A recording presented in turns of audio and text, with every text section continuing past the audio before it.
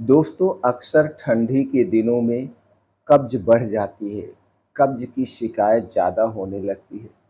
अगर आपको दोस्तों ठंडी के सीज़न में कब्ज की शिकायत बढ़ जाए या कब्ज है और अपने पेट को आप डिटॉक्स करना चाहते हैं, अपने पेट की साफ-सफाई करना चाहते हैं, इसके साथ-साथ अगर आपको भूख भी नहीं लगती है, आपको थायराइड की समस्या है, आपको पाचन तंत्र से संबंधित समस्या है, जैसे गैस, एसिडिटी का बनना, तो दोस्तों इन सारी समस्याओं का एक ही समाधान है, वो है आज का वीडियो।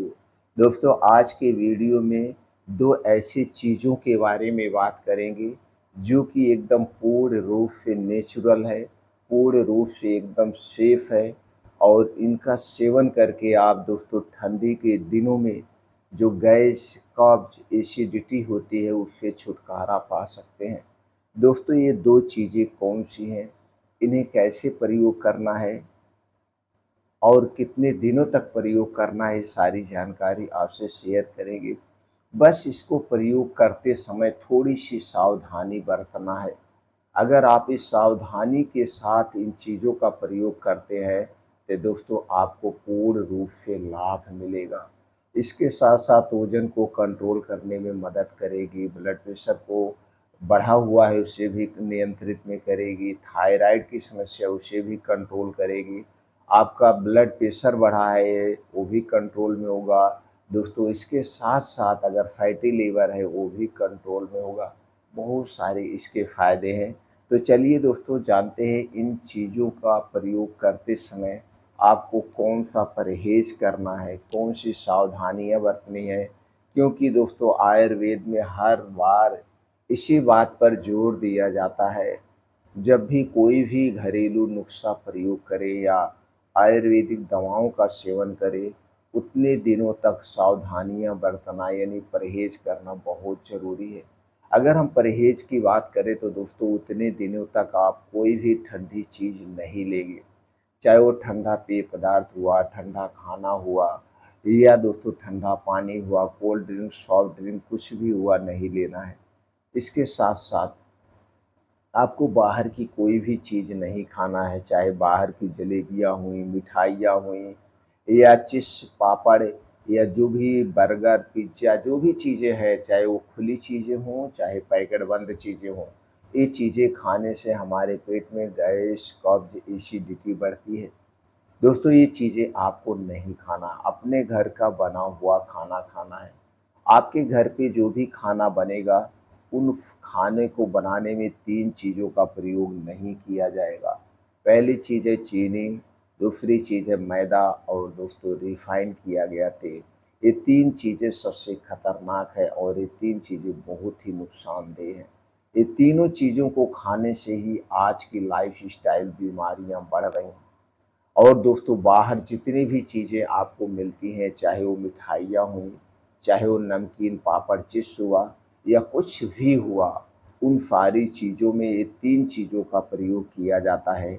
ऊपर से आर्टिफ़िशियल कलर का प्रयोग किया जाता है और दोस्तों उन चीज़ों को ज़्यादा दिन तक सुरक्षित रखने के लिए कुछ ऐसे दोस्तों केमिकल का प्रयोग किया जाता है, जिससे आप ज़हर भी खा सकते हैं। तो ये सारे वेस्ट पदार्थ हैं और यही वेस्ट पदार्थ जाके हमारे आँतों में चिपकते रहते हैं।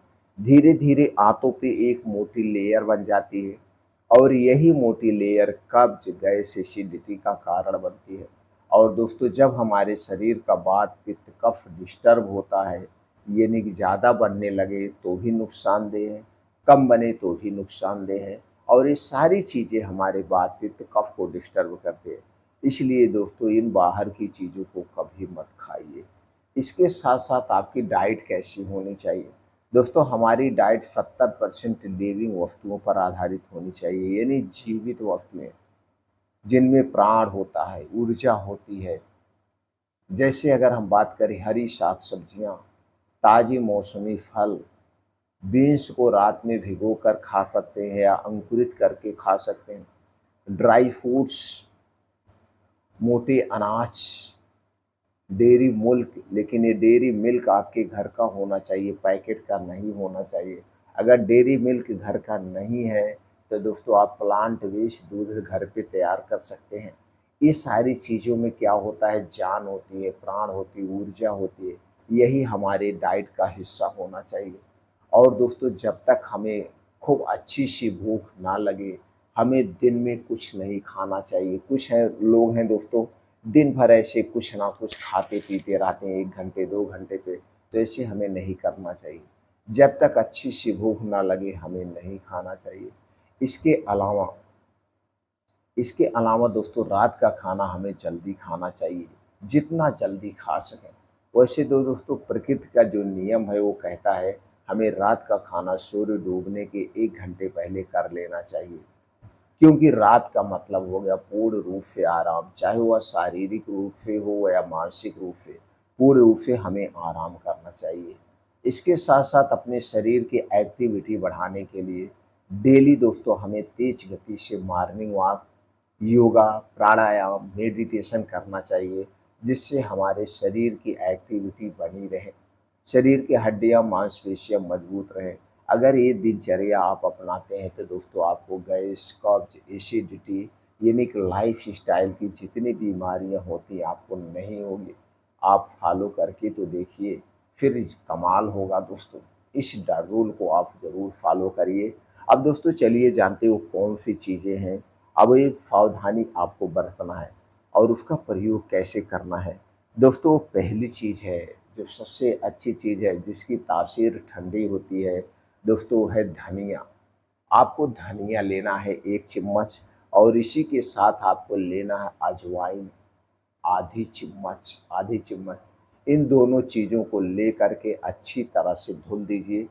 धुलने के बाद किसी मिट्टी के बर्तन में 1 गिलास पानी में भिगो दीजिए और सुबह जब आप योगा, प्राणायाम, मेडिटेशन करके वापिस आएँगे, तब दोस्तों इन चीज़ों को पहले गैस पे चढ़ा दीजिए और इसे इतना उबालिए, यह उबलते-उबलते 1 गिलास पानी आधा गिलास हो जाए, आधा जल जाए लेकिन स्लो आँच पे। जब ये पानी आधा जल जाएगा तो सारे तत्व उसके उस पानी में आ जाएँगे। फिर इसको छान करके इसी पानी को आपको रोज़ सुबह खाली पेट पीना है। अब इस पानी को पीने के बाद आपको दोस्तों 2 से ढाई घंटे तक कुछ भी नहीं खाना-पीना है। 2 से ढाई घंटे तक आपके मुँह में चाय, पानी, बिस्किट कुछ भी नहीं जाएगा, तब इसका पूर्ण रूप से फ़ायदा मिलेगा। दिन भर आप एनर्जेटिक रहेंगे।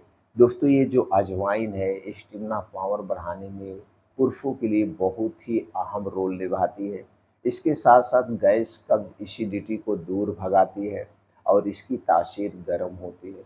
धनिया दोस्तों थायराइड के लिए रामबाण है।